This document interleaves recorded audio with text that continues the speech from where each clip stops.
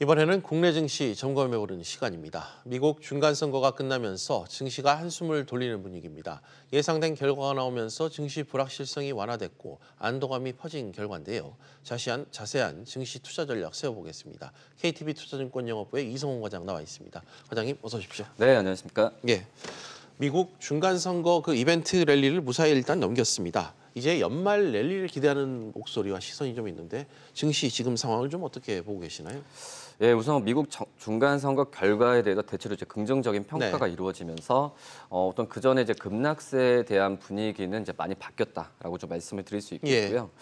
우선 중간선거가 예상대로 지금 끝났고 어떻게 보면은 이 중간선거가 뭐 그 전에 예상했던 게 우선 증시에 먼저 투자 심리가 불안했던 게 선반영되면서 어떤 중간선거가 끝나니까 이벤트가 소멸 관점에서는 증시에 좀 긍정적으로 작용할 수 있는 모멘텀으로 가지 않나 판단이 되고 있고, 그리고 이번에 뭐 중간선거가 어떻게 보면 그러니까 미국 경기가 전 세계 경기에 미치는 영향은 생각보다는 적기 때문에 그 추후에 있을 뭐 오늘 발표된 뭐 FOMC 성명이나 아니면은 미국과 중국의 어떤 그 정상회담에 의한 그 무역 분쟁에 대한 이 부분도 다시 쏠리고 있기 때문에 지금 현재 같은 경우에는 이런 이벤트 전에는 뭐 변동성 나올 수는 있겠지만은 하나씩 소멸된다는 관점에서는 긍정적인 시각으로 지금 시장을 바라봐도 괜찮지 않을까 이렇게 보입니다. 네. 중간선거 이후 시장의 관심은 또 이달 FOMC 미국 그 회의였습니다. 간밤에 연준이 기준금리를 또 동결했다는 소식이 지금 전해왔죠.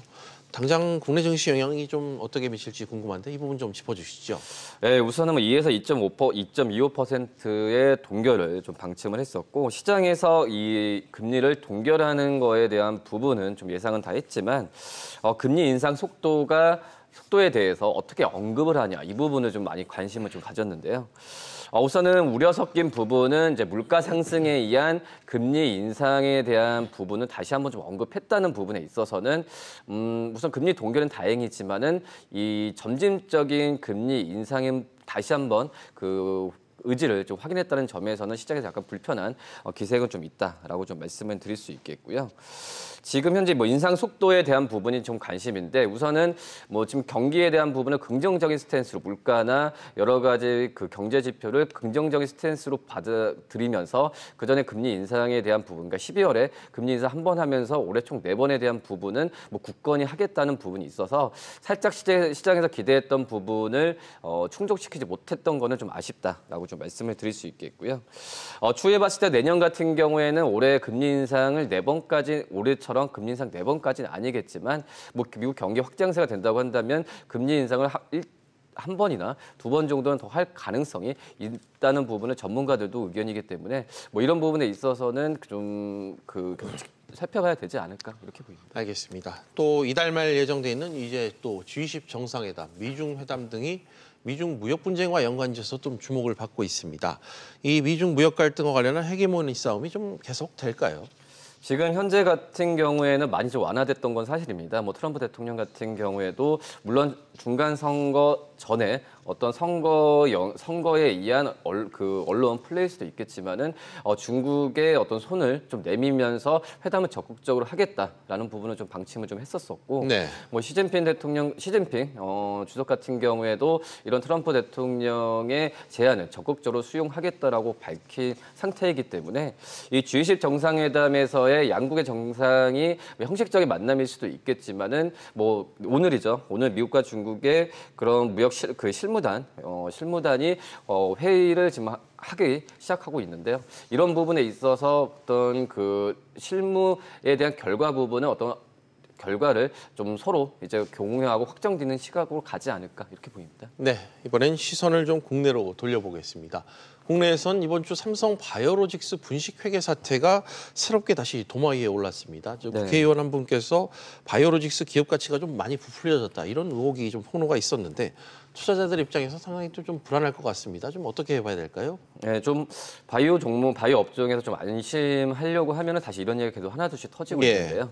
우선 삼성 바이오로직스의 가치를 자체 평가의 3조 원에서 거의 3배인 8조 원 이상으로 평가를 하면서 이런 부분에 있어서 이제 좀 지적을 많이 했다라고 볼 수 있겠고요. 뭐 증시에는 당연히 안 좋은 영향으로 갈 상황으로 가는 상황으로 되겠지만 예. 문제는 이제 이 삼성바이오로직스의 이런 문제가 뭐 삼성물산이나 아니면 삼성그룹 전체로의 감리까지도 이어질 수 있다는 위험 부담은 좀 있다라고 좀 생각이 되고 있습니다. 그렇기 때문에 증시 같은 경우에는 어떤 바이오 업종으로만 끝나는 게 아니라 전체적으로 그 파장이 연결될 수 있다는 점 좀 부담스러운 부분은 좀 있다라고 볼 수 있겠고요.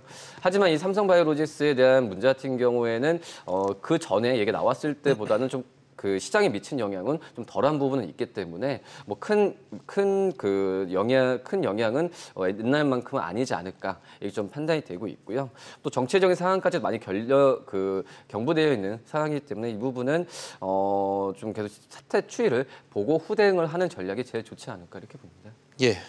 또 삼성전자 얘기를 안 할 수 없습니다. 그동안 반도체 얘기만 좀 했었는데 한동안 어제 또 스마트폰, 그 폴더블 폰 개발자 컨퍼런스에서 그 윤곽을 좀 드러냈습니다. 주가가 이에 강세를 보였는데 접는 그 스마트폰, 폴더블 폰 시대 개막을 좀 예고하는 전초가 될지, 삼성전자가 이 시장에서 좀 승기를 잡을 수 있을지 증권가는 지금 어떻게 바라보고 있습니까?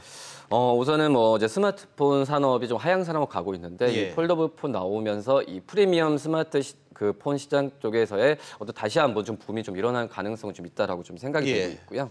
특히 삼성전자 같은 경우에는 뭐 다른 뭐 애플이나 뭐 LG전자나 화웨이 같은 글로벌 경쟁사 대비해서 우선 그 가능한 생산 수율을 자체적으로 해결할 수 있다는 점이 제일 긍정적이라고 볼 수 있겠고요.